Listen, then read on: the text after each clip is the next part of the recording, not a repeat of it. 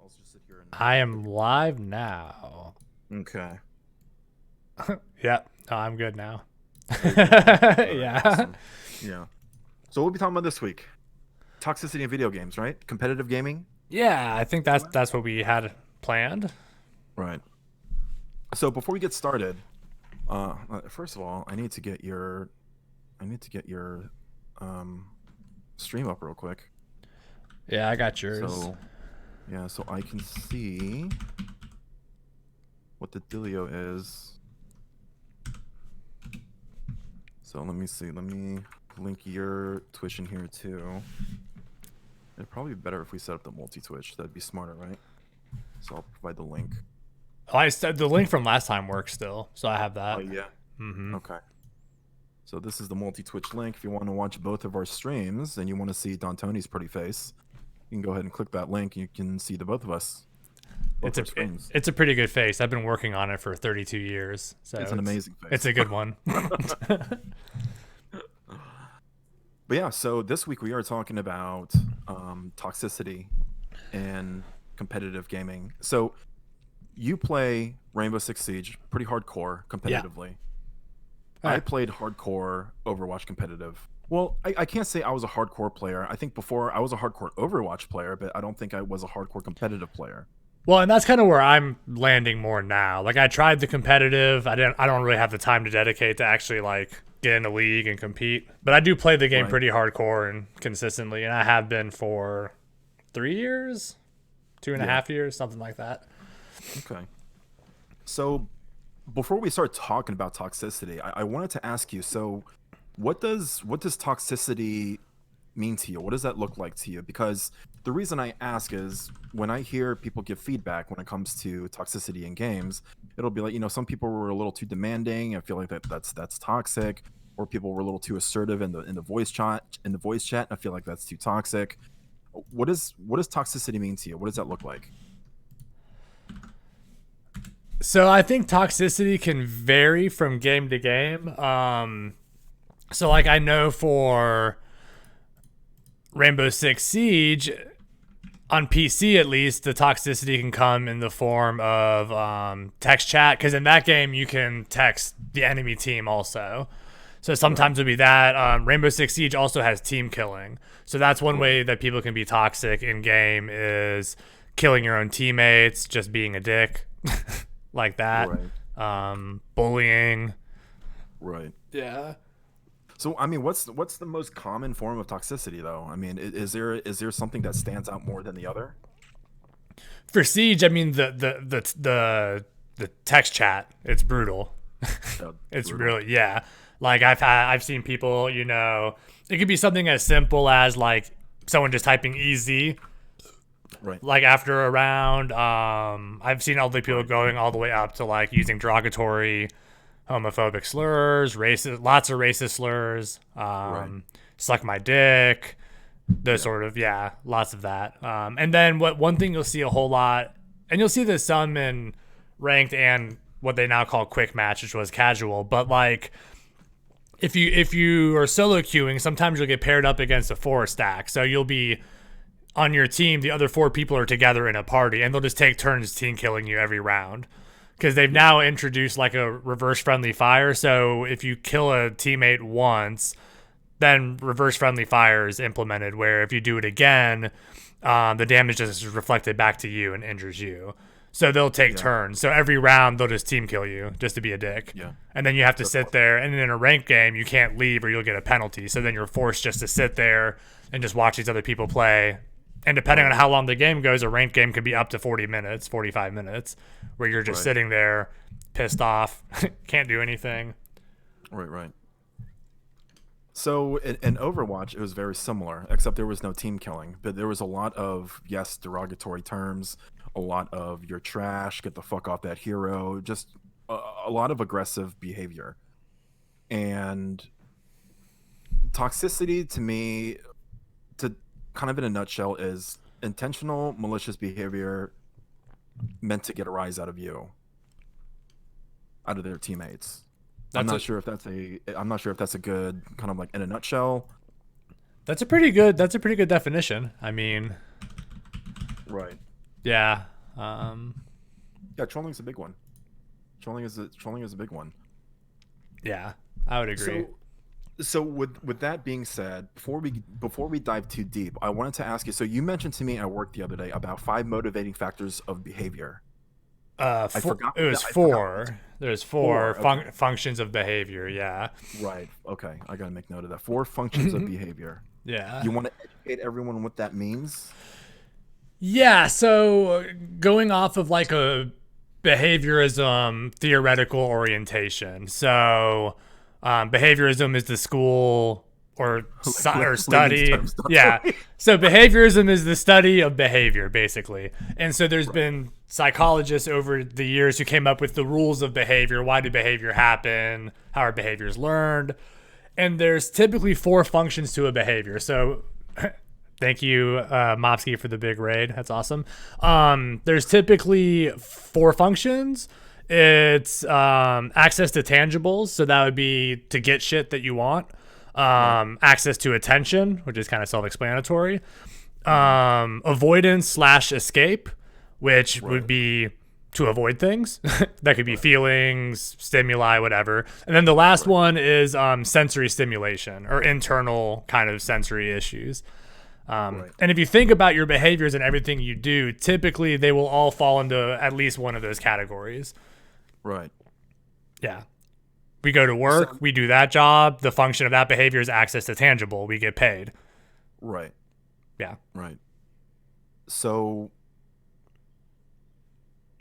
I had a question and I kind of lost my train of thought a bit. Oh, so you also mentioned like in competitive gaming, you mentioned that there were two specific ones. Yeah. So so this may be a bunch of BS. I don't know. I haven't done like peer reviewed research or anything like that. So this is just my opinion on things. I feel like most toxicity in like your day to day gaming is either access to attention. Actually, I think it'd be three things: access to attention, access to tangibles, or avoidance. Is the three that I think it could be. Why avoidance?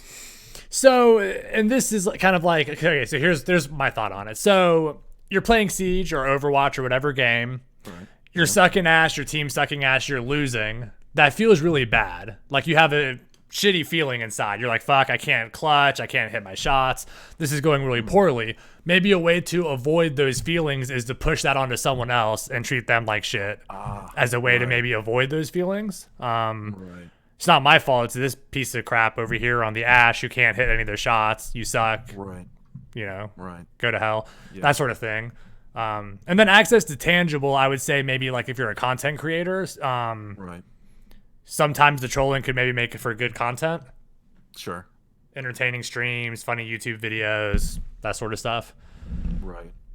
I know Postcards mentioned trolling a little bit ago, and that definitely falls in that category. Yeah, trolling could also be that attention, access to attention also. Yeah. Yeah. So I mean, so besides the three functions, I mean, where do you think like the most common reason where toxicity manifests from? I mean, I think it could be one of two things. I think it's either passion or they're just games just aren't going the way they want it to. Like they have a particular strategy in mind and they're unable to communicate that properly, and they translate that by getting pissed off at their team. They could. I mean, like, what do they get out of that? Being pissed off at their team. Right. So, like, that's, I guess, kind of the question, right? Is like, what's the function? Like, why is the behavior reinforced?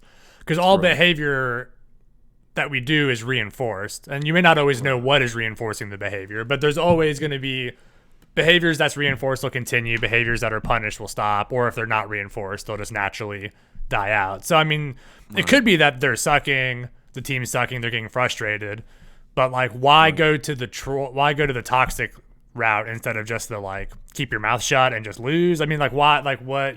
That's kind of the $1 million question, right? Is like, why do they do it? Right. And how do we stop it, I guess? Yeah. I think one of the most important things is going into a competitive game with a proper mindset that you're either going to win or you're going to lose this game or you're going to draw this game. You know, and I think when people go into competitive gaming and they accept the fact that they might lose, I think it'd be a little bit easier on them, to be honest. I mean, whenever I play Overwatch now, I don't have any kind of expectations. I go and I just play with my friends. You know, when it starts to get to a point where the game starts to become frustrating, I just disconnect from it. You know, like I don't want to play this anymore. I want to play something else. See, and I think the mindset is like really important. So when you go into a game without expectations, do you perform better? I know I do personally. Like I perform better when I don't go into a match like everything's on the line with this fucking match. I got it. If I don't win this, I'm dropping rank or whatever it is. Sure. I actually had an example of that last night on stream. I was one game away from platinum or gold, not platinum. Right. Gold. I've been stuck in silver hell. It's been horrible. I was one game away. We were 0-3 on the round count. So if we lost the next round, we would have lost the game. I would have dropped back down to silver 2 and been stuck again. And every round I was sucking. I couldn't make any shots. It was getting really bad. And like that's a great question. We're going to get to that one. And like my mind was really just like, this sucks. One teammate clutched one round and it steamrolled us to win the whole thing. And then I started clutching and getting frags. So I think like the mental game is really, and I guess we could probably do a whole episode on like positive mental mindset for gaming and in general. But I know that's a little bit of a tangent. And that is a really good question. Like, what about toxicity towards females specifically? Right? I mean, do you think that kind of falls under avoidance and attention, maybe even? Probably, yeah. Now, so I did see one. So this is in the Siege community again, but I did see one video that it was a female and 4 guys. And they were playing, and like it's unknown at this time whether the female was in on it. She later came out and said that she wasn't in on this, like, but it was a whole video of them trolling the shit out of her and being toxic, and it was meant to be comical. So in that example, I guess it would be tangible, but that's the rarity. I feel like for the most part, it's not that. Was this CS:GO? I feel like it was Siege, but maybe it was CS:GO. It was Siege. I feel like it was. But I did watch a video, and I'm not going to mention their names because I don't want to give them any kind of like recognition. But apparently, they're very popular content creators, and I mean they were just kind of being condescending, and they thought it was funny. I didn't find any humor in it, but they thought it was cute. But I mean, it's like people like that just kind of reinforce that kind of behavior because they think it's funny. Yeah, exactly. And like in those people, for every watch they get, every like, every retweet, that reinforces the behavior. Right. Yeah. Again, which goes back to social media and why it's yeah. Why it's shit. And I think the internet is like the sole root of all this toxicity anyway. I mean, obviously these games are being played online, and I'm not trying to get away from the female question. I'll circle back to that. Right. But like it's all online, obviously. But it's so much easier to be a dick to someone online than it is face to face. Like because I used to play competitive card games like Magic the Gathering and different games like that. You didn't see this kind of shit. Like you really didn't. And the stakes were just as high. I mean, we were playing for real cash to qualify for the Pro Tour. Like it was like the stakes were still there, but you didn't see it. I mean, you just didn't. Probably because you'd get punched in the face or have, a table thrown on you or a chair hit over your head or something. I mean, if you did the same shit that you see people do online. Right. But the female, I mean, I can't speak personally, obviously. I'm not a female. But it's a thing. I've seen it. Oh, absolutely. The few rare times I've been queued up with women who are brave enough to actually speak and use their voice chat. I mean, I'm sure there's been other women I played with and just didn't know. But it's shocking. I mean, it really is. And I don't know. I mean, to me, that's a broader cultural issue. Yeah. I think it's really an insecurity thing. Would you say a fragile masculinity thing? I think so. Yeah. I really think it's insecure because it's like, when you get into a game, I mean, a lot of games are like kind of like you have skill-based matchmaking, MMR and ELO and whatever you want to call it. And when you notice that there is a female playing on the same tier as you, I mean, maybe they feel a little emasculated. Maybe, yeah. Which is a funny ass thing because like typically people think to be masculine is about strength, you know, And like Right. all of this skill here is just reflexes and Yeah. using your brain. Like there's nothing masculine about it. I mean, the whole idea that video games are masculine is all a construct that they created at some point. I mean, Being amazing at a video game does not make you more of a man. You know. if so, I'd be the manliest. No, I'm joking. I'm not. But yeah, I'd be the manliest motherfucker around. I'd be the girliest man around. I guess if that's a thing. I don't know. Yeah. Wow. But no, I mean, it's ridiculous, and I do feel bad for females. Not just in video gaming. I'm sorry, you ladies, you all got the short straw in life so far. It sucks, and it's changing, but it's But video games, I've seen it a few times. I will say I've seen a lot less of the straight toxicity towards females and just more of the shock and awe that there's a female playing. Like there's been a few times I've been playing, and they're like, "Oh my god, it's a girl! Yeah. Holy shit!" Yeah. And there was actually one girl, female, and she's not a girl, she's an adult. One woman I was playing with for a while, and we didn't see too much toxicity. A lot of people were actually really supportive, which was good. So it probably depends on who you play with too. Yeah. Yeah, I think so. So you talked about something about extinction bursts and how we invalidate maladaptive behaviors. Yeah. So when a behavior is not reinforced anymore, there's a thing called extinction burst where the frequency of the behavior dramatically increases and then it'll die off. So like an example that like a lot of people could probably relate to if you have like a pet dog or like any sort of pet that you train. We used to have a dog, Tucker, really great dog. He always liked to like put his paw up that you'd hold his paw. Okay. And at some point he was taught to do that. But so like he would just constantly just paw until you hold it. And for him that was reinforcing because he was an attention whore and he loved your attention. But like if you didn't grab his paw and hold his paw for a while, he'll just keep slamming it until you get it. It's also kind of like a slot machine. Right. Is another example you could use. But yeah, it's the idea that once the behavior is not reinforced anymore, the organism will dramatically increase the rate of it to get that reinforcement. Yeah, or like a kid. If any of you all have kids, I don't, but we work with kids, so we see this too. Mom, can I have this? No, you can't have that. We're at a store. No, Mom, no, I'm not going to buy that for you. Then the kid tantrums. Mom still doesn't do it. Then the tantrum gets more and more dramatic, more and more ridiculous, more and more intense. So the mom's like, fine, fuck, yeah, here's a candy bar. Shut the fuck up. So that was an example of an extinction burst. Is the kid asked for it, didn't get it, kept going and going and going, getting more intense, more intense. Eventually the kid would stop, but most parents cave. That reinforces the behavior. Yeah. Yeah. So in terms of gaming, it's like if they're not seeing the result that they want to see, they just get more and more escalated, right? Yeah, that's in theory, yeah. And they would eventually stop, but yeah. So the best way to not enforce that kind of behavior, to invalidate that kind of behavior, is just simply, you're saying, is to simply ignore it. If the function's attention. That's the hard part. And that's why, and I haven't figured out my answer to this, and I really don't know the answer. But it all depends on the function. If the function's attention, then if you don't give the attention, it's not being reinforced. If the function is access to tangible, like their YouTube content or Twitch content,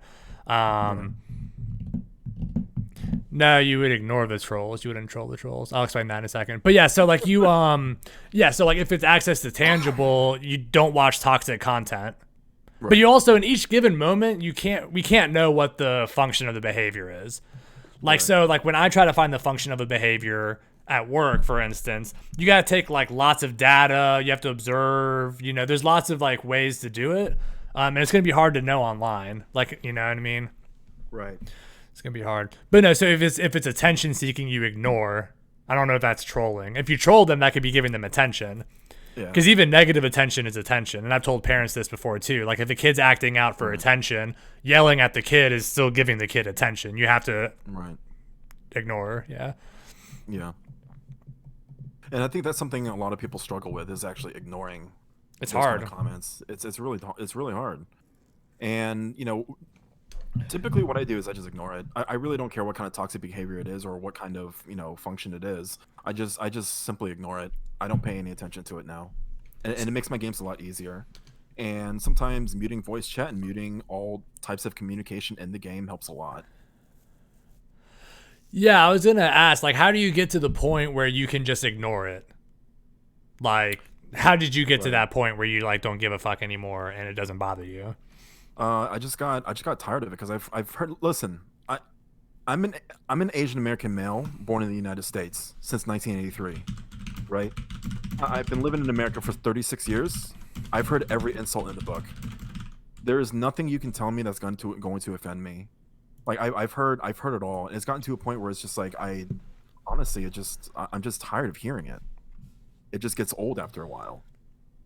So you can call me Chinkagook all you fucking want. You can call me all sorts of names. You know, if you don't know my ethnicity, you call me N word. You know, all that stuff. It doesn't affect me anymore because I've heard it all, and it's old to me. So I'm not saying that it's gonna take you 36 years to get over this stuff, but there's gonna be a point in time where you're just like, okay, I'm over it, and that's where I'm just like, okay, I'm just gonna cut all comms, and it makes my games a lot easier. And And I we just are don't. officially demonetized. Uh huh. I said, and now we are officially demonetized. What do you mean? Hey, you said a bunch of racial slurs.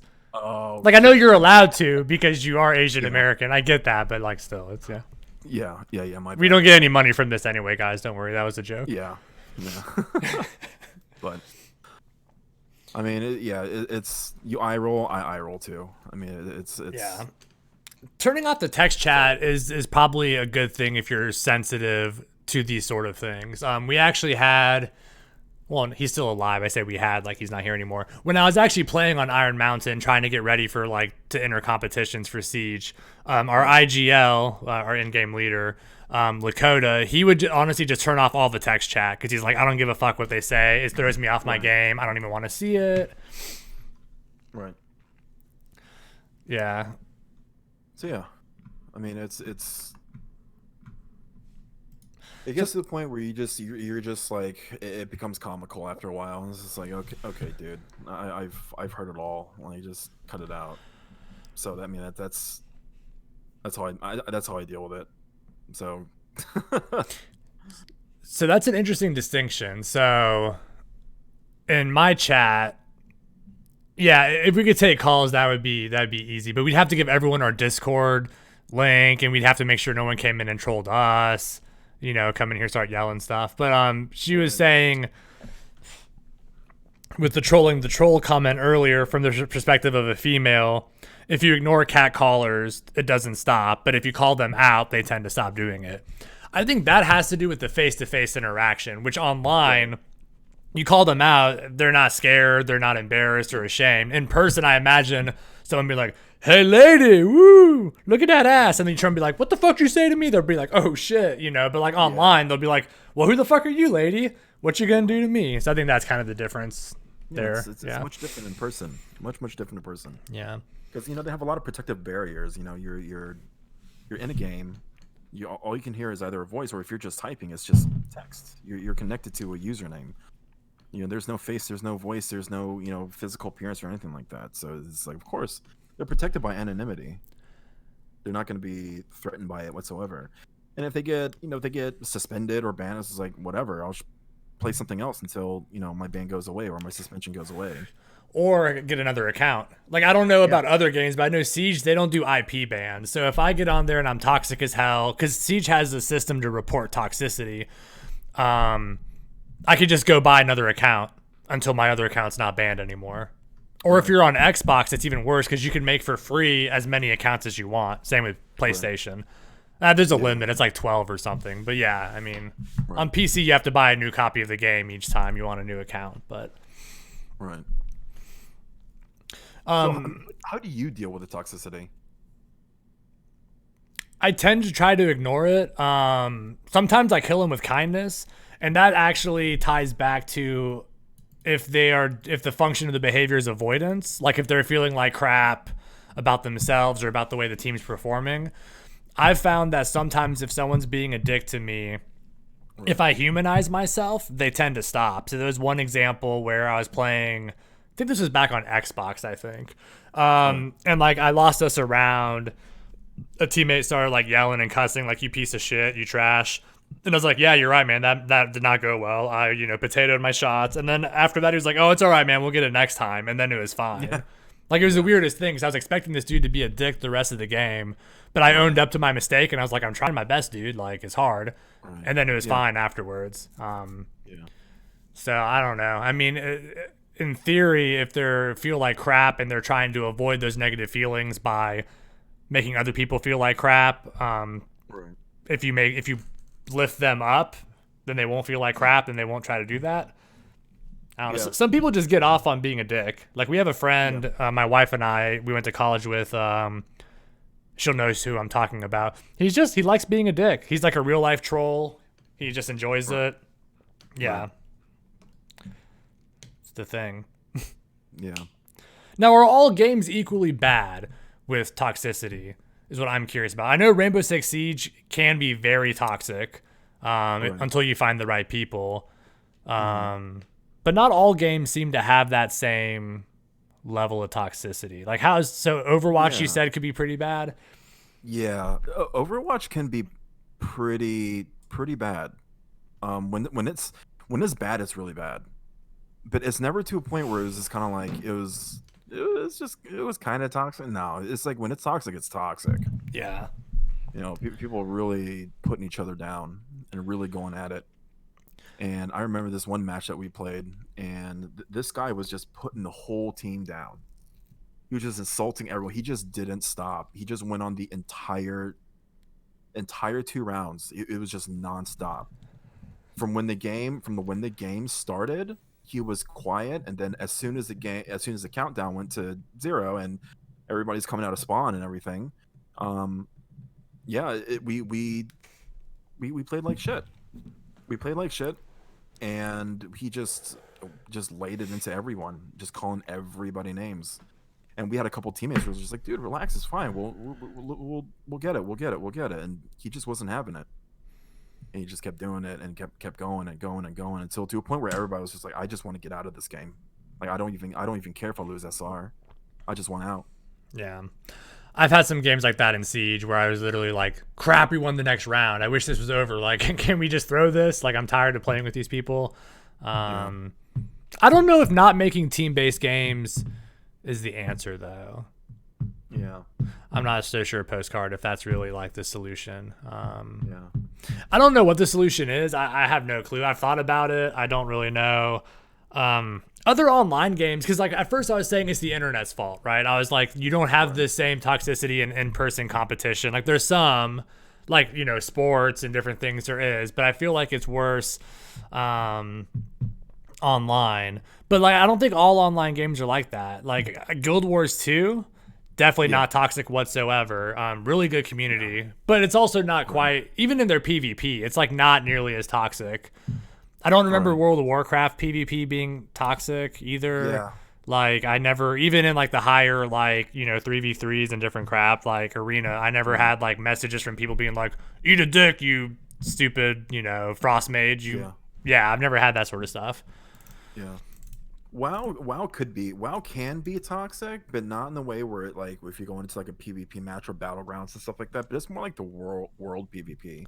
Like, Oh well, really yeah, feel okay, it that's WoW. I forgot about the Barons. Yeah, no, I played on a PvP server.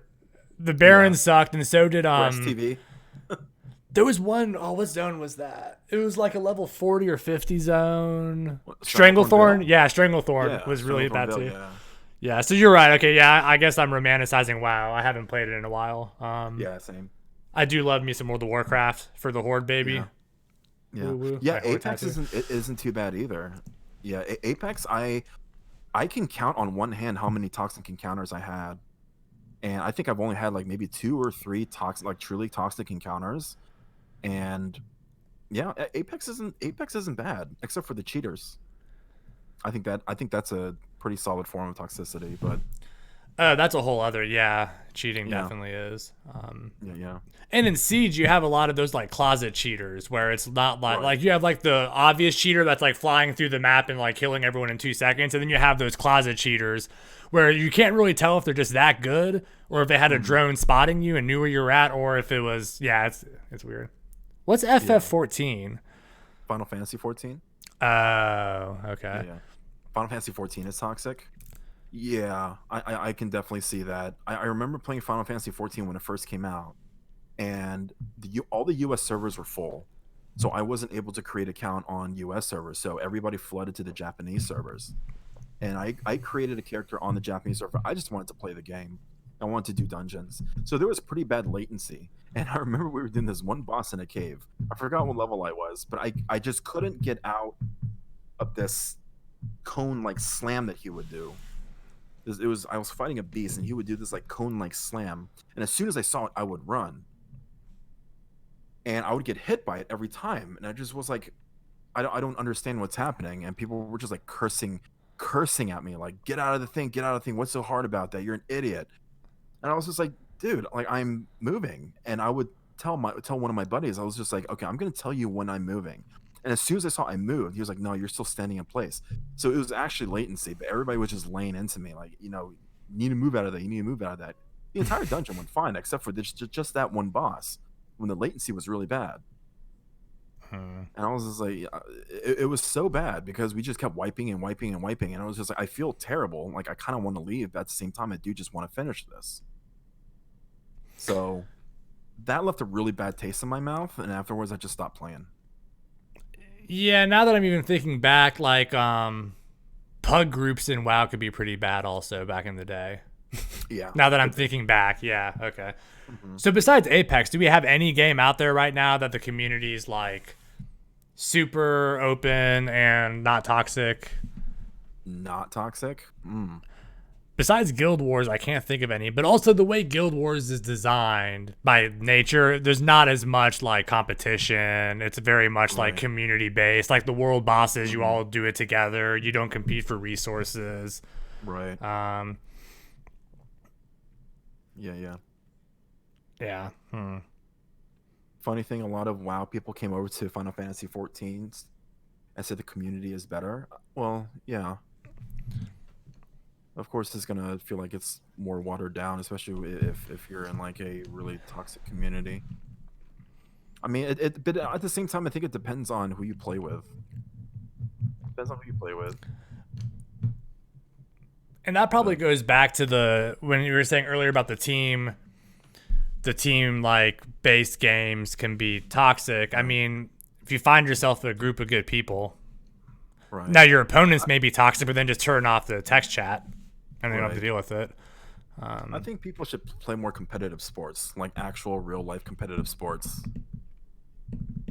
I think it's good for your mentality, honestly. I mean, I was a basketball player for a while, and I played a lot of football too. And the mentality came from, you know, your team is your team, and you always defended your team no matter what. But at the same time, you respected your opponents because they put in work too. And I think, you know, when people understand, it's like, hey, we all put in the same amount of work. If we lose, that means they probably put in some more work, right? And you have no choice but to respect that.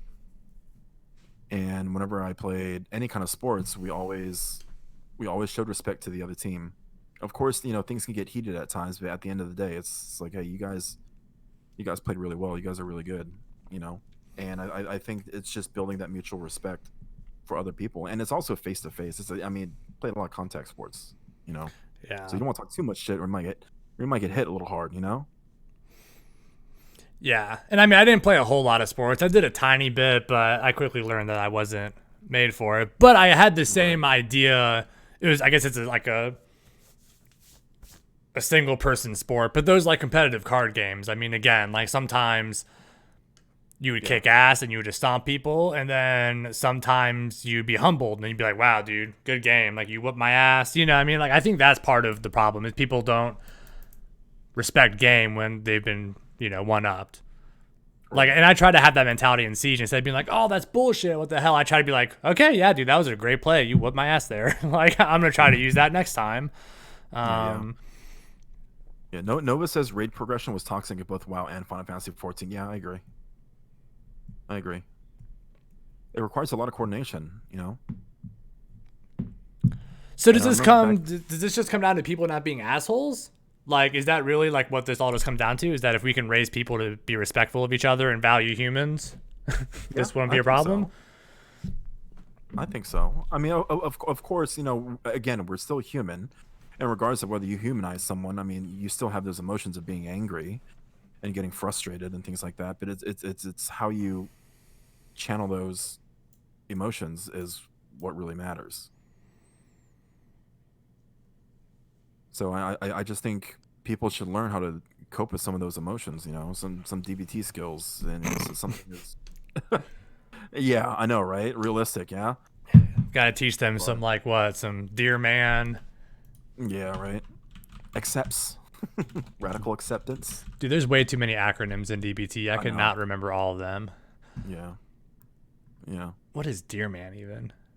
I Oh, don't know. I that's right. forgot. Yeah. Dear man is describe the situation in a simple way. State only the facts at your description. You're not expressing your feelings or asking for anything. You're simply setting up the conversation with facts. Then it's express how you're feeling using I statements. An I statement means that you're taking accountability and prevent other persons from going into defensive mode. Then you assert, reinforce, stay mindful, appear confident, negotiate. Yeah. Yeah, that's dear man. So with all that being said, all this sounds wonderful. You know, people being able to cope with their anger, controlling their anger, and controlling their frustrations, and being able to ground themselves before they get to a point where they're just laying it into people. I mean, that's a in a perfect world they'd be able to do that, right? So there wouldn't be as much toxicity, there wouldn't be as much misogyny and so forth, and being able to deal with your own struggles. So the struggle, the issue right now is you can't control what people do.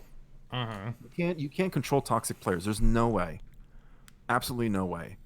So if you get into an Overwatch match and you just don't want to deal with the toxicity, your only option is really just to kind of leave that match, or in Rainbow, or in Siege. Your only option is to leave that match. But you have the rights. You still have the rights to play because you bought the game. You fucking play it. I mean, that's just how it is. But I think people, because you can't control what other people do, I think being able to understand the fact that maybe they're having a bad game, or maybe they're having a bad day, or they're just frustrated at themselves and they're just taking their aggression out on you. I think understanding those things would help you deal with toxicity a lot better. Kind of like humanizing them instead of trying to fix it, or firing back, or adding more fire to the flame. You know. Yeah, absolutely. Mopsky has a good question. So he's saying, as a content creator, sometimes you don't have the option of just getting off because you're tilted. Right. How do you suggest you calm down or let what is happening go when you don't necessarily have the option of what people would consider cooling off? For example, I do much better in Siege when I just let the reading hard, when I just let go of the round and just play. But sometimes I'm angry with myself by getting killed over and over again. Right. Yeah. So that's the question.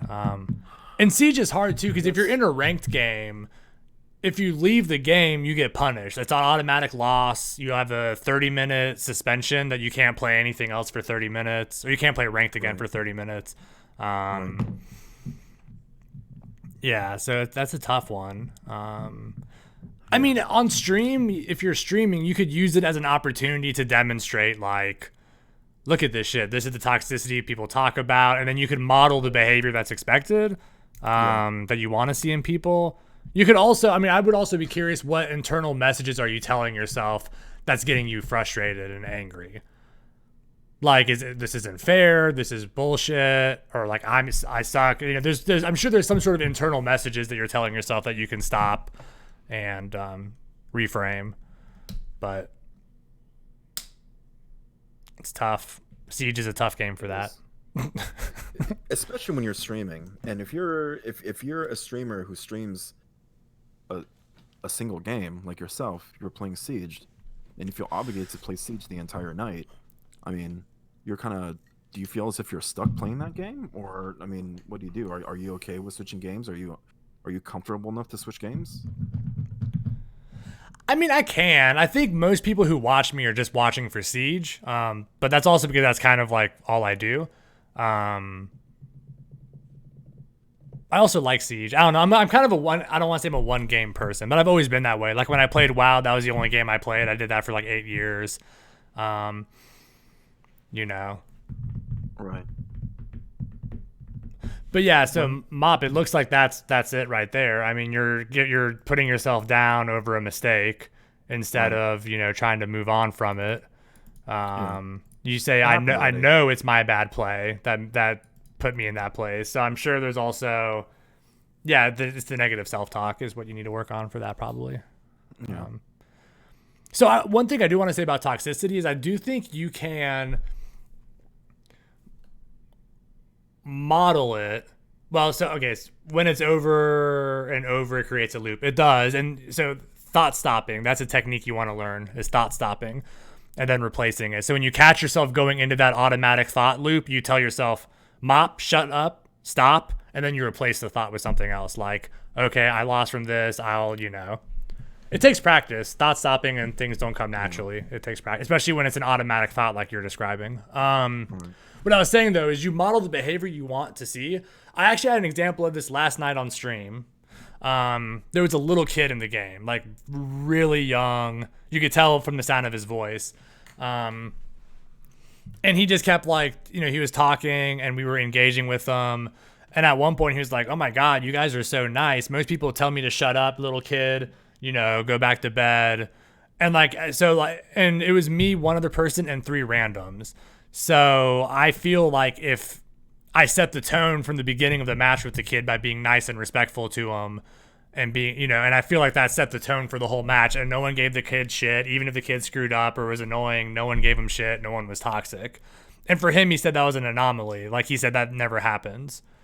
So I think that's also what you can do is set the expectation at the beginning of the match, start it off in a good vibe. I mean, it sucks to have to be the cheerleader and like the hype man, but it could help. I mean, I've seen that a few times now. Yeah. I play worse when I'm tilted. Like astronomically worse when I'm tilted. When I'm angry at myself, I play worse. So typically I go to the bathroom, stretch, separate myself a little bit. I need a few minutes, and come back to it.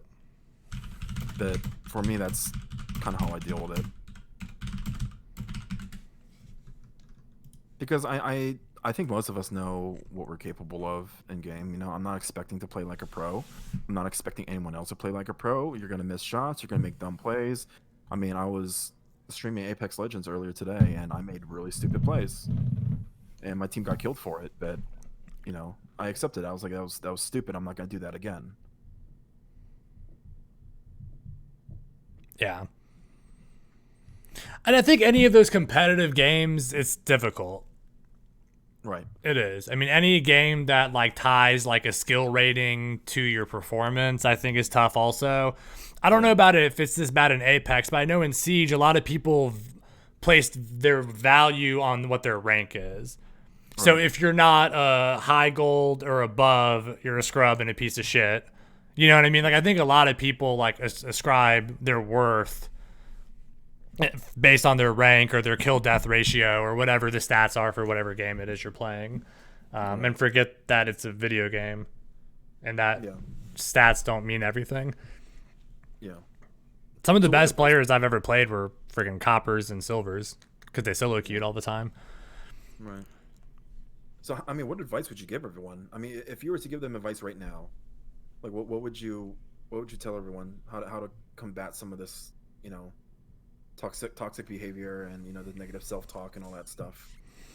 Well, let's address the toxic behavior first, because I know there's different stepping into different territory at that point. So if you go into a Siege game, you got someone just talking shit to you, what would you do? So if I'm being honest with you, what I do or should I be honest with what I do, or should I give good advice, I guess is the question. I mean, at the same time, we want to be realistic about it. Yeah. You know what I mean? There's a right way to do things, and there's a way that works for you. Yeah. So, I mean, that works for me. Yeah. So it'll depend. I mean, I have pretty thick skin. So someone just shit talking me doesn't upset me. And that happens almost every match in Siege for the most part. That doesn't upset me. I ignore it. and just move on. Sometimes I'll like respond, but not like a hey, fuck you. Sometimes I'll do like a funny kind of remark, back at them. And that helps keep my mood elevated. Sometimes it pisses them off and they continue, but then it's still kind of funny. But that doesn't bother me. What bothers me is like the constant team killing and that sort of like griefing, I guess is what they call it in Siege, like the griefing behaviors. I don't have a good suggestion for that. But as far as just the shit talking, it doesn't affect me at the end of the day. I just let it roll off. A teammate thinking I suck, I mean, yeah, maybe that one round I'm sucking, but I also know, dude, I was killing it 2 games ago. I was MVP. I was 13-3 or whatever. You know what I mean? Like, so trying to take each round independently, like for Siege at least, not letting one map's performance define me as a player, I guess. Right. But that's really related to Siege. But I guess any game, like everyone's gonna have good games and bad games. Even professional players or professional athletes. I mean, any professional person or human is gonna have good games and bad games, good days and bad days. Right. So not internalizing. I guess that's back to your thoughts. But yeah, that was kind of a mixed answer for both of those. Right. Self-doubt takes a big role. I get a lot of self-doubt sometimes when I was playing Overwatch. If I wasn't playing well, I mean, even in Apex too. If I'm not playing well, it's just like I'm trash. I'm just not good. But there are some days where I'm on it, and then there are some days where I'm just like. But everybody has days like that. Even pro players. I don't think a single pro player is consistently like at the top of their game all the time. No, and you got to remember, content creators only show, for the most part, good clips. Like, there's some people who follow me on Twitter, really great guys, and I played with them before, but they'll be like, "Oh, dude, you're so amazing," and it's like, that's because I only show you the amazing clips. Like, I curated the video that I posted, knowing it made me look like a 30-pound ball swinging big, yeah. Exactly. Like, I didn't show you all the potatoes and the whiffs and the games I went 1-5. Like, of course that, so that's probably good too. Yeah. This is a good question. People would appreciate that though. Do you think people would appreciate that? I actually all like the shitty plays that I made. I actually did a video like that on Twitter. It was a short one. It started the night like I was like, tonight's the night I hit platinum. I'm gold 1, here we go. And then like the night was horrible. I ended up dropping all the way down to silver. And I took little clips throughout the night of me just being like, oh shit, no, fuck. Like, I saw that. Yeah, so I've done that before. I saw that. Yeah. I'm not laughing at your expense. I just like how you make it comical. You don't take yourself seriously. Yeah. And you're able to accept the fact that, things just weren't going your night. And I think that's a good thing to keep in the back of your head. Yeah. You didn't tell me you were drinking, man. I would have gotten some beer or something. I would have drank with you. Then we would have gone on. It's one beer. Yeah, I've been drinking a beer. The beer's almost empty. A beer. Yeah, that's all I've had so far. Yeah. I got to work tomorrow and retrieve my car. It's still stuck in the snow. Yeah. Oh damn. This is a good question too. What about when pro players reinforce toxicity in pro games? Some crazy in-game chats in huge Siege events, and even casters and analysts sometimes joke about it. Yeah. Oh man. Yeah, I mean that's a great question. I don't know. I want to say that there's like a line. And you all in chats, both chats can correct me if I'm wrong. I feel like there's like a certain line to where like some like shit talking is fun. Right. I think some of the pros actually know each other well, so it's like a fun kind of shit talking banter. Then they brought up Fabian from G2. And for people who don't watch Siege Esports, they won't get this. But he was like the captain of the most accomplished professional Siege team, and he's a total asshole. But it's a character that he kind of plays. Like he plays like the heel, kind of like in wrestling. There's always like the hero and the villain.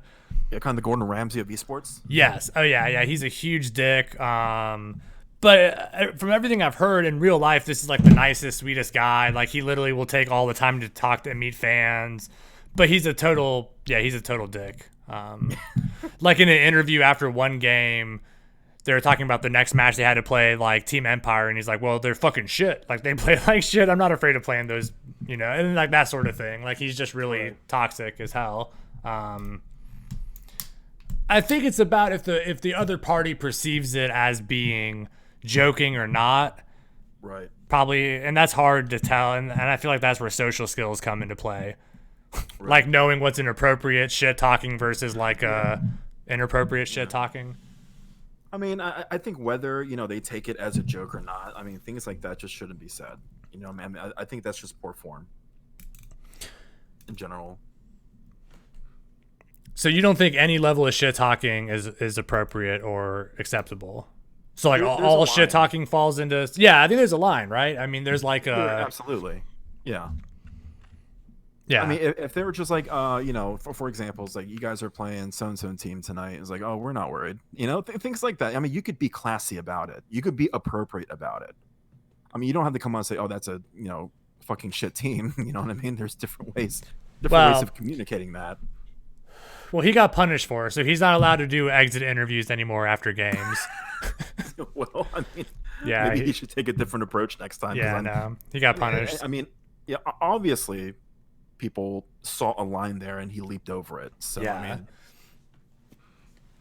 yeah, but yeah, I mean, I don't think. I mean, there comes a point in time where there are jokes and there are little jabs, and then there's just straight up being toxic. Just being an asshole. And I think people need to learn that boundary of being an asshole or just joking around. So. Do you have anything else to add? I mean, This is the whole toxic competitive gaming thing. I mean, do you have anything else to add? I feel like for the past hour we've covered quite a bit. Yeah, I mean, I'd be okay just to open it up if anyone has any topics they want to talk about or any questions. I mean, I guess my takeaway is just like, to quote, what is it? Gandhi, be the change you want to see. Like, model the behavior that you expect from others. Wasn't Gandhi a dick, though? Yeah, I heard he beat his wife. Yeah, like, what the fuck? Maybe he wanted to see a bunch of wife beaters. No, but I mean... Good night, everybody. Yeah, that's the end. Let's see how many other beloved historical figures we can ruin. Now we're demonetized. We just insulted Gandhi. The racial slurs didn't do it, but you insult Gandhi. That's the line there. There was context, though. There was context. So I know there's no face cam, but there is context behind it. I'm not saying that it's okay to use, and that was my bad. I shouldn't be using those kind of slurs. It was poor form in my part. I shouldn't be saying things like that. But yeah, you just have to take his word for it, everyone. He is he's a sexy Asian American. You have to take his word for it. If you couldn't tell by the voice. No. But does anyone have anything they want to discuss? I mean, we still got a little bit of time left. Doesn't have to just be toxicity. Or ruining historical figures in the age of wokeness. Yeah.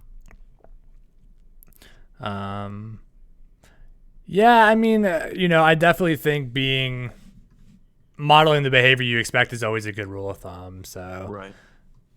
Don't stoop to their level. Don't troll the trolls. And at the same time, if you find yourself falling into that pit a little bit, just remember that you're still human. You're allowed to get angry. You're allowed to get frustrated, and you're allowed to curse and say things. You know what I mean? But just realize what it is that you did and how you can be better at it next time, and how you can word things a little bit differently, or how you can change your mindset a little bit differently. Just don't. I know there's a lot of things.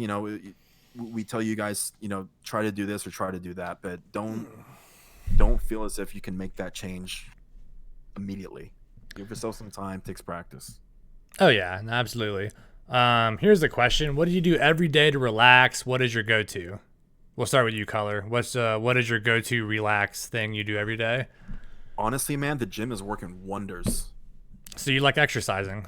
Yeah, gym is fucking working wonders right now. It's doing me good. It makes me it gives me clarity mentally, and it makes honestly just knowing that I've been sweating and shit like that, and clearing out all the toxins from my body. I know it sounds all like hippie-ish, but it's been doing me wonders. I've been loving it. So I'm kind of addicted. I'm kind of looking forward to going back like more and more often. The high is great. But I know not everybody goes to the gym. I know not everybody can afford a gym membership or whatever the reason is. Honestly, playing some relaxing games where it's not competitive, where I could just kind of play by myself. Getting some single player games would be nice, you know? Disconnecting. Yeah, I mean, and for me, I don't exercise. I really should. I mean, my exercise comes in the form of like cutting the grass in the summer, shoveling the driveway, walking up and down those stairs at work 20 times a day. Yeah. But no, so like for me, I mean, video games is even playing Rainbow Six Siege, it's relaxing for me. I mean, it's a mental break. I don't have to, even though I have to think, I don't have to like think about struggles at work, different things like that. I mean, it's a way to like escape life. Right. Watching TV, I love just laying down, chilling in bed Okay. with my wife, watch TV. Right. But throughout the day, I actually do progressive muscle relaxation throughout the day. I don't always like have a video, but like I've done it with kids enough. I know how to guide myself. Right. And I'm sure my wife can attest to this. Throughout the day, sometimes I'll randomly just start like stretching and get really tense, then relax, or like squeeze my fists and then relax, put my head up and then relax. Yeah, like I do that throughout the day. Deep breathing has been a really good one too, like in the moment. But relaxation works better if you do it like regimentally throughout the day, not just waiting till you're at like a 10 out of 10 of pissed off. Yeah. Doing it like throughout the day, it works better than waiting till you're actually pissed off to do it. Right. Right. That's very good advice, because sometimes you don't realize until it's too late. You got a lot of this shit that's just like building up and building up and building up, and before you know it, you're just fucking off the wall. Yeah, absolutely. Also, like positive affirmations, like I know that sounds really cheesy, but I do that also throughout the day. If I get pissed off, I like tell myself like it's really not a big deal. I can survive this for Right. another X amount of time. Right. Serenity now, serenity now, Right. serenity now, insanity later. Anyone like Seinfeld? Anyone? No. Okay. Yeah. But yeah, there's great videos. I think I said this last week, but if you do like progressive muscle relaxation, there's really good videos. I can link you some, Mop, if you want. There's a cool one I like to use at work that it has like a human body, but they're completely see-through, and it shows you like each muscle group as you're tensing it to show you like what you're supposed to do. Kind of freaky looking, but it works well. Actually, I'm gonna link that in the chat Yeah. for everyone. Yeah, link that in the chat. I'll link it in mine. Yeah, I didn't create this video, so I don't have any rights to this video. Begin by allowing Did you your link it already? body to get more comfortable wherever you are. Oh, there it is. I did just now, yeah. I'm gonna link that in my chat too.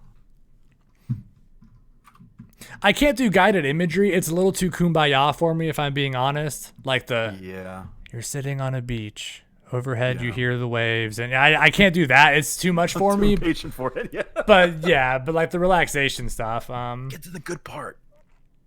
Get to the good part. Get to the cum shot. You know, like I want to get to the main event.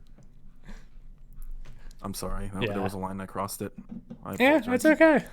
This is a safe space. We normalize this stuff. You know what I Yeah, mean? it's okay. We want to have fun with it. This is not, you know. Yeah. What other questions does anyone have? Thoughts? Questions? Anything that you guys don't agree with, I would love to hear it. That'd be Something that you great, guys yeah. Don't agree with, yeah. I would be on board with that. Yeah. Tell us why we're wrong on things. We dare you. I'm just kidding. But no, seriously, tell us why we were wrong, and if there's something that you disagree with. While we're waiting on anyone to do that, I do think like to stop toxicity, there's two prongs. There's macro and micro. So I think macro level solutions, I think macro level solutions are going to have to come from game designers. Like, so for instance, Ubisoft, who makes Rainbow Six Siege, they've put out some,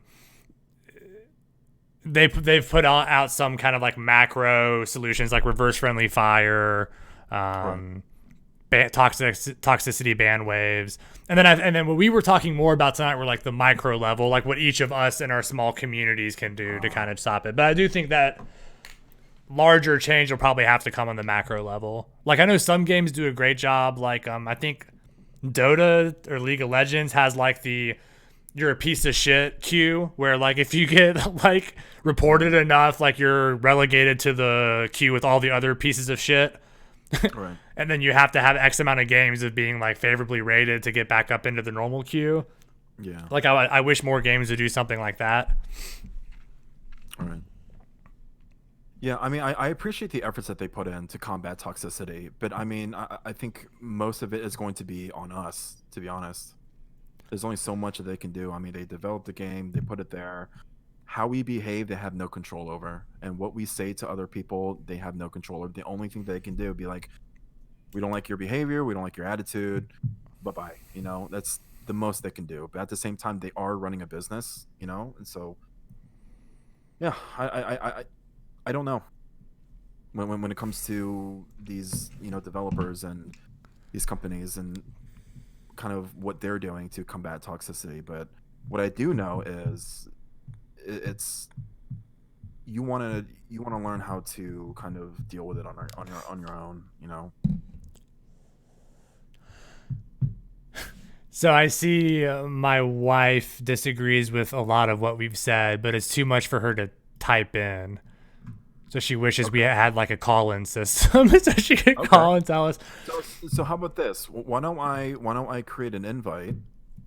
I don't think she has Discord set up. I mean, she could also walk across the hall and tell me what she disagrees with if she really wants to. Yeah, I mean, yeah, I'm sure there's. And again, so like just as like a little disclaimer, everything I've said tonight, none of it's validated by peer review research, or anything like that. You know, it's all just my opinion based on some theories and just observations. Is behaviorism the only or best way to attempt to manage it? Maybe not. I mean, behaviorism is just a way to explain behavior. Right. Toxicity is a behavior. That's kind of why I went that route. But I don't know. Social engineering would be behaviorism also. I mean, so I imagine there's behaviorism probably could explain it. I'm also no expert on toxicity or any of that sort of stuff. So these opinions are just mine and could be full of crap. Yeah, I mean, we don't know what goes on through everybody's heads. You know, we don't know what kind of day they had. You know, we don't know. Sometimes we don't know where truly that toxicity comes from. You know, but what I do know is like you can't control them if people are toxic towards you. You know, you can't tell them it's like, hey, don't say that, and I mean that's just gonna piss them off even more. You know, you talk back to them, it's just gonna piss them off even more, and just gonna make matters worse. I mean, if you're doing this for the self-satisfaction of, you know, being able to defend yourself, I don't necessarily think you have to do that. But I think understanding the fact that, you know, they're just having a shitty day, or, you know, whether they're a shitty person, whatever it is, but it's not on you. Well, and you actually touched on a couple things that kind of answer this question. So the second part of the question is, so is behaviorism the best way to attempt this or to even understand it? Maybe, maybe not. There's other explanations that one could take. I mean, I'm a cognitive behavior therapist, so my whole theoretical orientation is in that cognitive behavioral. If you took a humanist approach, kind of like James was just talking about, Maslow's hierarchy of needs, anyone who's taken psychology would know this. So Maslow believed that all humans are innately good. Issues come from if all their basic needs aren't met, and there's a hierarchy going from basic needs of like food, shelter, safety, all the way up to actual self-actualization, love, caring. So like James was saying, maybe that person has a shitty day, maybe they're not loved by their family, so they go online and take it out on people. That would be maybe like a humanist way to look at it. Right. Psychoanalytic, maybe they have daddy issues, and the way they can feel powerful is by taking it out on other people. I mean, there's lots of different ways you can explain why this toxicity exists. I tend to go the CBT route because that's the way I view the world. Then why are homeless people so generous, especially to one another? That's a good question. They have none of their needs met. That's a great question. Take that, Maslow, you dumb piece of shit. Why are homeless people nice to each other? Yeah. I don't know, man. That's a great question. I don't know. I'm also not a humanist. I don't think everyone's innately good. I really don't.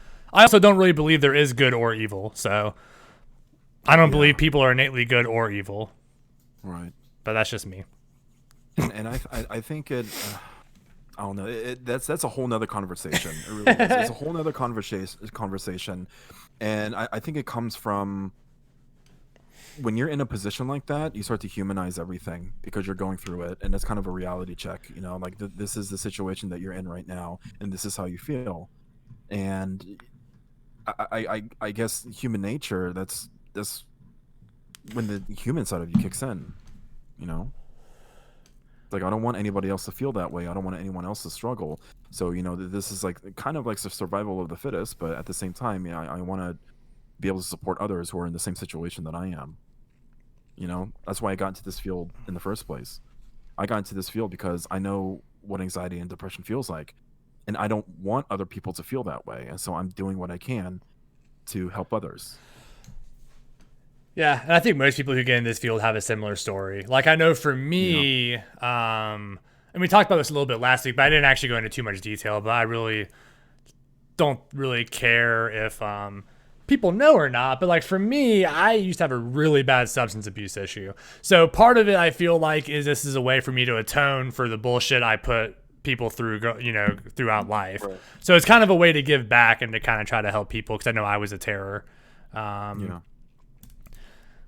But yeah, no, I mean, yeah. So there's lots of, we could talk about existentialism, systems. Yeah, there's lots of different theoretical orientations one could try to explain the human condition with, and toxicity. But I do think it all comes down to online. The internet makes us horrible people. Yeah. It should be burned. Yeah, I just feel like, you know, we see things we don't want to see. And we see things that make us feel inadequate. It depends on how you portray what you see, how you interpret that, you know. Anyone else have any other questions? I got like 6 more minutes and then I'm going to bed because I got to wake up early. So what else does anyone got? Yeah. Anything? Any topics? Any funny stories? I wonder if there is a way that we could set up a call thing. I would have lots of reservations about doing that though, but it would be cool if we could do that at some point, or maybe we could have guests on. Maybe it could be one way we could do that.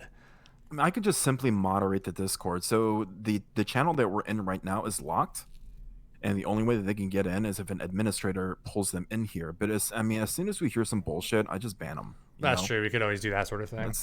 It's not a big deal. I mean, everybody is welcome in my Discord. Just, you know, don't be rude. That's it.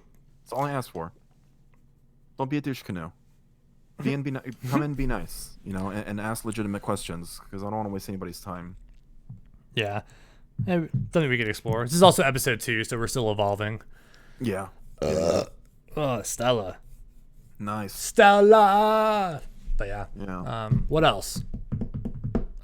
I know you were joking about the people calling in, but it's kind of a cool idea. I mean, because we want to hear from you all. I mean, that's kind of part of the fun is we have topics, but like, this is less of like a TED Talk, more of a open dialogue is the idea at least. But it's hard to do it with just text. I understand as well. Right. Yeah. I know a lot of situations are hard to just type out. You know, sometimes sometimes folks want to get more in depth with, you know, exactly what's going, what they're going through, exactly what they're trying to explain. And I think the best way is to just have them come in and talk about it instead of just typing it all out, because that's exhausting. Oh yeah, especially, I mean, yeah, absolutely. Yeah.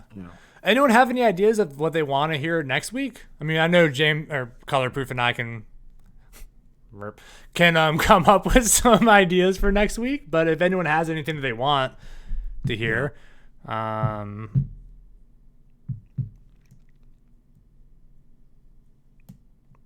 mean, I know like positive thinking could be something that we could talk a whole freaking week on.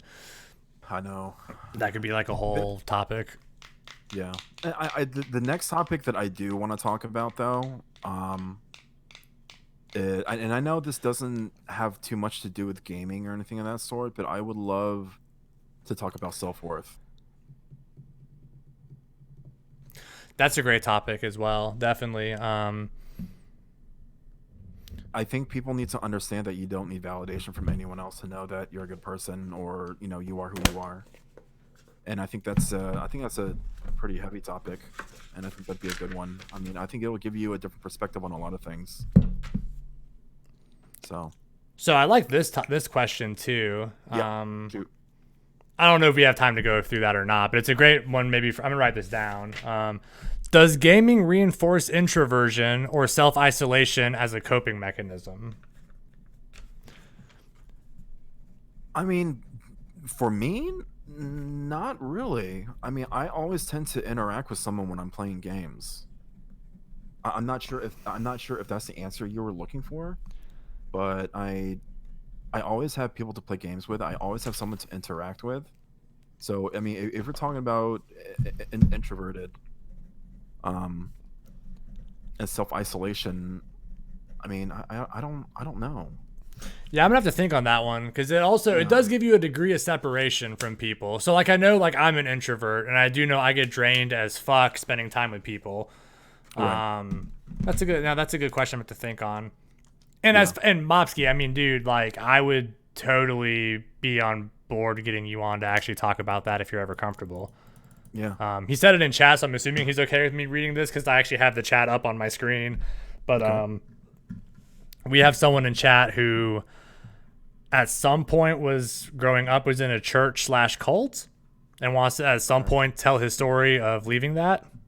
Okay. That would be kind of cool. Yeah. Because I'm sure there's other people who've been in similar situations. Yeah.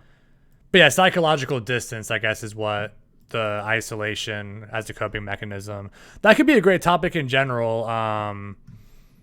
You were 20 when you left. Yeah, I'd be curious. I did not know that, and I've known this dude for a good amount of time now. So that'd be cool. But I do think like I'm intrigued. yeah, I am too. Actually, that would be a great thing to get him on sometime if he's comfortable doing that. But yeah, that could be a great topic though, because you could talk about what is a coping mechanism. We could do a whole thing on that if you ever wanted to. But Right. any other questions? That could be done in like a minute or two.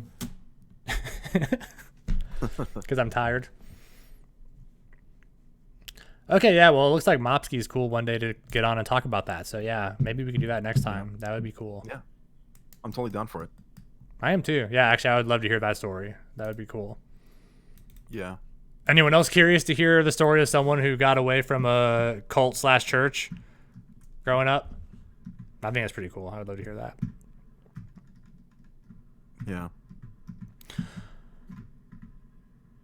We've got a lot of people out there who have different struggles, you know, and it's hard to say that we can't help everyone, but we'll do our best. We do what we can within our limitations, you know.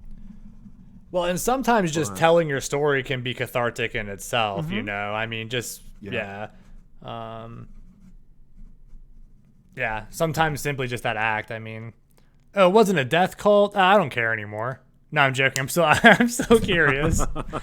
Even if it's not a death cult, I'm still curious. Right. Yeah. Well, so I guess unless anyone has anything else, I'm good to wrap up unless anyone has anything. Yeah. So the new time is going to be 9 p.m. on Wednesday. So we're going to do this again next week. Sure. Yeah. It was fun. I enjoyed this. It was good episode 2. Yeah, I think so. And it's good that we went over a little bit. That means we had plenty to talk about. And I think week by week, I think a lot of these topics are going to get heavier and heavier. Just because I think that's just inevitable. There's going to be something that we touch base on that it's going to be really sensitive to you guys. Again, I mean, we'll do what we can. But if you truly are struggling, we do have we do have our the number for National Suicide Prevention Lifeline. So if you do need help, we encourage you to reach out and get help that you need. Okay, so we got one more question. I didn't see this, and I'm sorry. Sure. You got time for one more? Yeah. Let's do it. Okay. Why did we start playing video games? That's a good question. Yeah, that's a good one. Yeah. Why don't we start playing games? You want to go first on that? I guess maybe you could start with like when did you start playing games and why? Maybe it could be like a launch point. Yeah. So I started playing games when I was really young, and I remember the first time I was really little, and I went to my cousin's house, and I played the Nintendo for the first time, and I didn't think too much of it, and eventually I ended up with one, and I remember parents getting me like some games for it, and I wasn't really too into video games when I was young, but as I got older, a lot of my friends were playing this game called Counter-Strike, and I started playing at patch 1.3, and one of the things that really drew me into that game was the challenge of being good at something. I was very competitive by nature. Like I said, I played sports and I always wanted to be good at whatever it is that I did. And video games were one of those things. And the first games that I actually religiously played was Counter-Strike. That was my very first first-person shooter game. Oh, I'm sorry. Besides GoldenEye. On the 64? Yeah, on the 64. Dude, yeah, that game was awesome. But it's just the desire to be good at something, and it just happened to be video games. I mean, I have a ton of hobbies that I like. I love doing like graphic design and stuff like that, and video games is just another one of those hobbies that I wanted to get good at because it's something that I enjoyed, so I wanted to be good at them. But yeah, I mean, video games were just introduced to me, and I like them.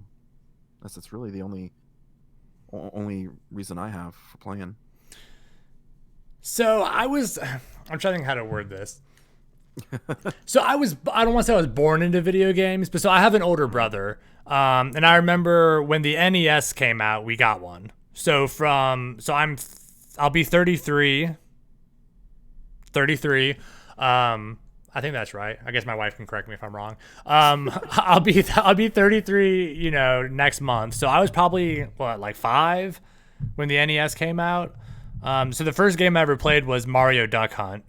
Oh yeah. And it's just I don't know anything else. It's been a hobby of mine from a young age. I mean, I've always played video games. In case anyone couldn't tell by the World of Warcraft tattoo, I'm quite the nerd. I mean, I used to work at a comic book gaming store. So I've just always loved games. It's a great escape. Life can be really boring and dull.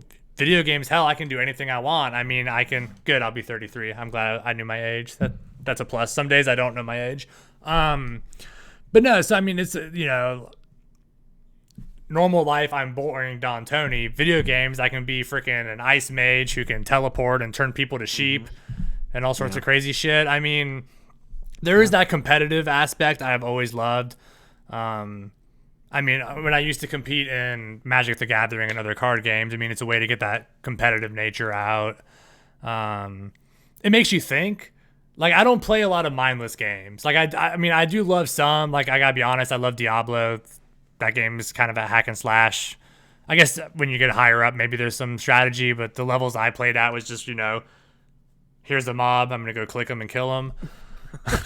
But so I mean, for me, games are a way to stimulate myself mentally, compete. They're fucking fun. Yeah. GoldenEye was awesome. I cannot tell you how many hours I played on GoldenEye. Oh, yeah, dude. We would do like slappers only, all sorts of stuff. No Odd Job. You weren't allowed to play Odd Job. No, you couldn't play Odd Job. It's broken. He was OP. Yeah.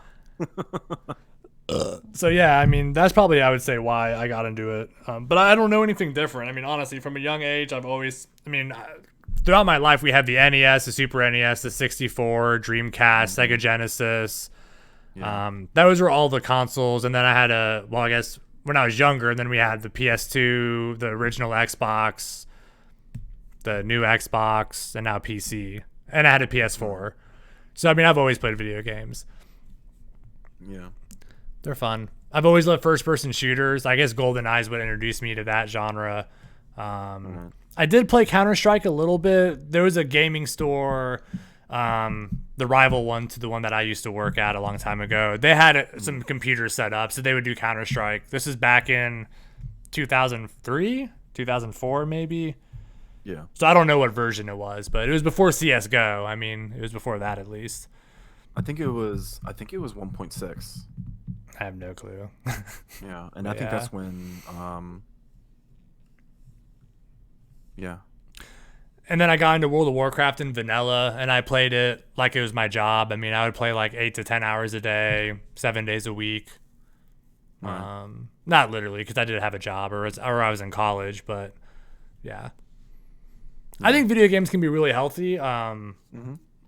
Honestly, as long as it doesn't interfere with your ability to like function and have a job or maintain relationships, you know. But Yeah. I remember video games are meant to be fun.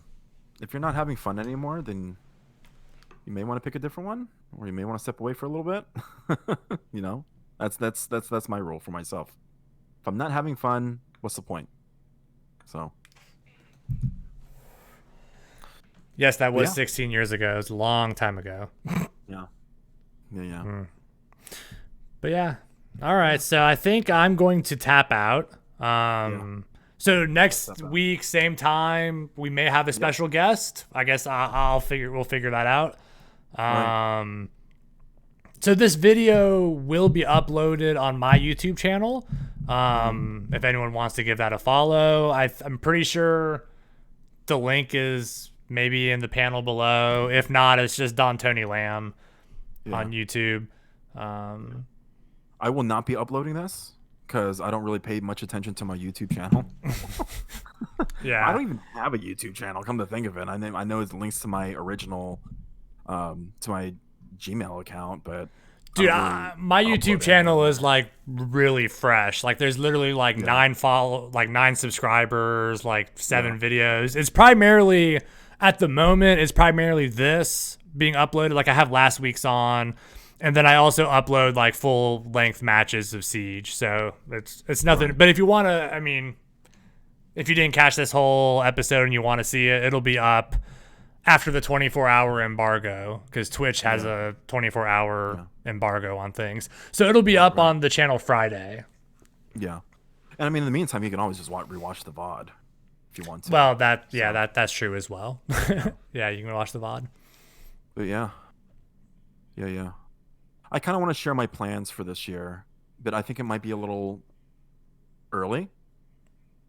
Okay. But, I mean, it's up to you. If you want to share your plans, you may, or if you want to leave them in suspense, you can dangle that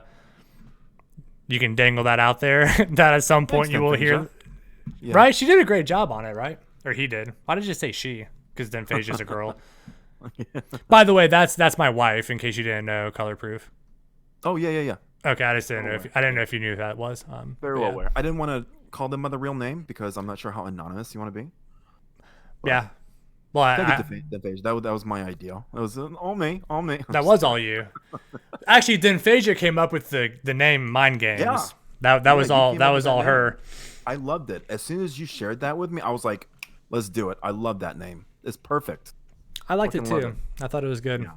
But no, I had no part of the logo. No part of it. Yeah. Or this cool overlay, by the way, too. Looks good. Oh, nice. Did that in After Effects. But no, I have plans for the mental health field. I have big plans, and I don't want to share too much yet, but we're hoping this takes off and hoping to turn this into a thing. And we are. I'm going to talk to the people involved about it, and maybe we're gonna bring it to Twitch. We don't know, but we want to involve as many people as possible. We want to spread them as much awareness as possible.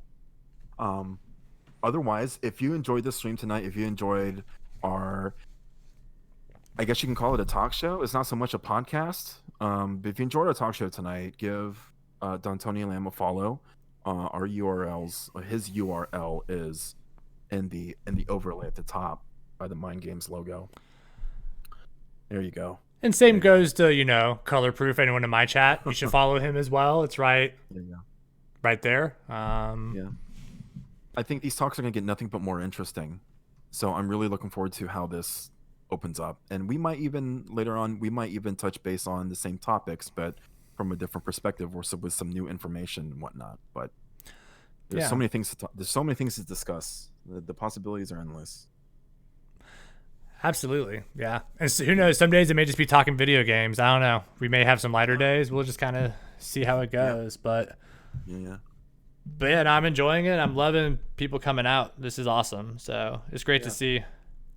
Absolutely. But yeah, hit that follow button on both of our channels if you liked what you saw tonight and what you heard tonight. But otherwise, you guys have a wonderful night. Night chat. Yep. Everyone, thanks for coming. I'm going to bed. I'll be back tomorrow for some Siege, unrelated to Mind Games, if anyone wants to watch that. Yeah. I'm probably gonna go back to streaming some more Apex after this is over. I gotta say though, I've had some people request your presence back on the Siege. Really? Yeah. Mopsky was like, dude, you need to get Colorproof back in here. Oh, really? Yeah. I got going in with a different mindset. I really do. Yeah. I need to like not be so hard on myself when I play that game, because I have to understand like I'm just beginning, I'm just starting, and then to give myself time to get adapted to everything. Well, and as far as the game's concerned, there's way too much to learn in that game. Like I'm still learning shit, and I've been playing it for 3 years now. So yeah. And the only way to learn it is to actually play it. Mm-hmm. But there was actually a really good video someone made, and then we'll get off. I know we're still talking, but I can't do anything. Right. But okay, so there's like a video that was actually kind of cool, and I think it summarizes Siege really well. It's like a guy walking through a graveyard, and he's like talking about each of the times he's died, and it was like, there was a bullet hole in this wall and the guy peeked me, and you know, I made a mistake here, and he was like, and each of these led me to, so like really Siege is that kind of game where each time you die you learn something new, and then you like, oh, you can do that, you can peek there. But yeah, okay, I'm gonna have to get off or I'm gonna keep talking. So thanks to everyone for coming. I appreciate it. We'll see you next week. Same in my chat. Good night, everyone.